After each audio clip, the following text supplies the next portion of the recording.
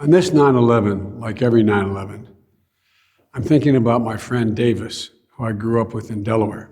On this day 20 years ago, he and his family had just passed the first year without their youngest of three sons, Teddy, who died in a boating accident at age 15.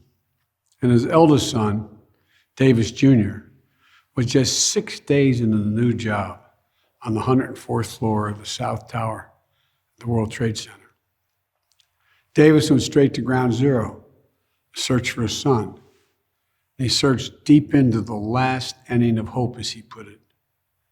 A few days later, I spoke with Davis and talked as fathers who know.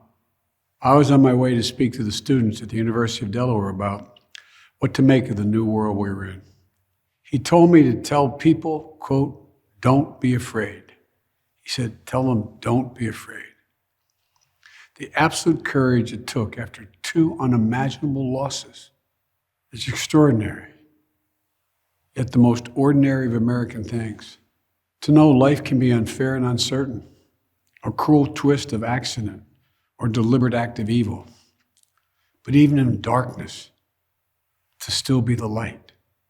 To the families of the 2,977 people from more than 90 nations killed on September 11th, 2001 in New York City, Arlington, Virginia, and Shanksville, Pennsylvania, and the 1,000 more who were injured. America and the world commemorate you and your loved ones, the pieces of your soul. We honor all those who risked and gave their lives in the minutes, hours, months, and years afterwards. The firefighters, police officers, EMTs and construction workers, and doctors and nurses, faith leaders, service members, veterans, and all of the everyday people who gave their all to rescue, recover, and rebuild. But it's so hard, whether it's the first year or the 20th. Children have grown up without parents, and parents have suffered without children. Husbands and wives have had to find ways forward without their partners in their life with them.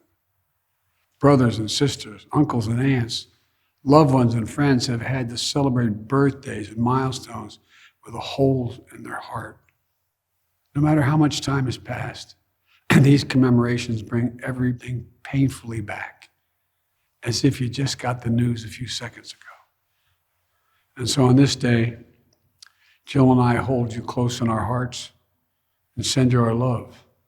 There are people around the world that you'll never know who are suffering through their own losses, who see you, your courage. Your courage gives them courage that they too can get up and keep going.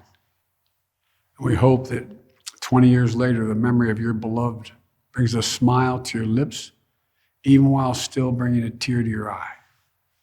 In the days that followed September 11th, 2001, we saw heroism everywhere, in places expected and unexpected. We also saw something all too rare, a true sense of national unity. Unity and resilience, the capacity to recover and repair in the face of trauma. Unity and service, the 9/11 generation stepping up to serve and protect in the face of terror, to get those terrorists who were responsible, to show everyone seeking to do harm to America that we will hunt you down and we will make you pay. And that will never stop.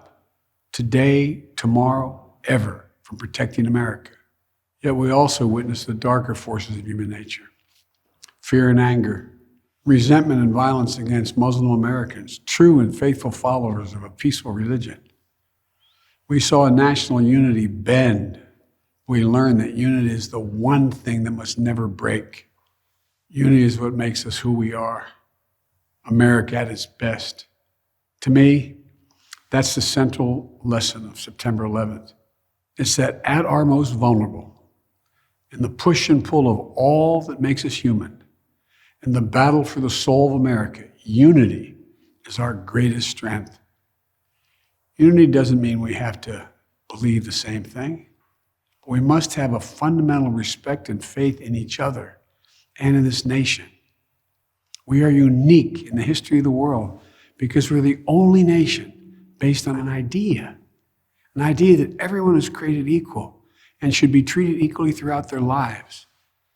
That is the task before us, to once again lead not just by the example of our power, but by the power of our example. And I know we can, for I know hope is not simply an expectation. Hope is a conviction.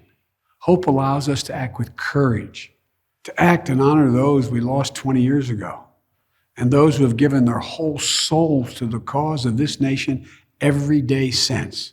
To act and build a future, not a reactionary one or one based on fear, but a future of promise, strength, and grace worthy of their dreams and sacrifice.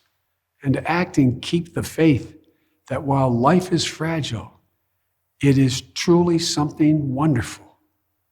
We find strength in its broken places, as Hemingway wrote. We find light in the darkness. We find purpose to repair, renew, and rebuild. And as my friend told me that September 20 years ago, we must not be afraid. May God bless you all. May God bless the lives lost from September 11th, 2001, and their loved ones that were left behind. And may God protect our troops.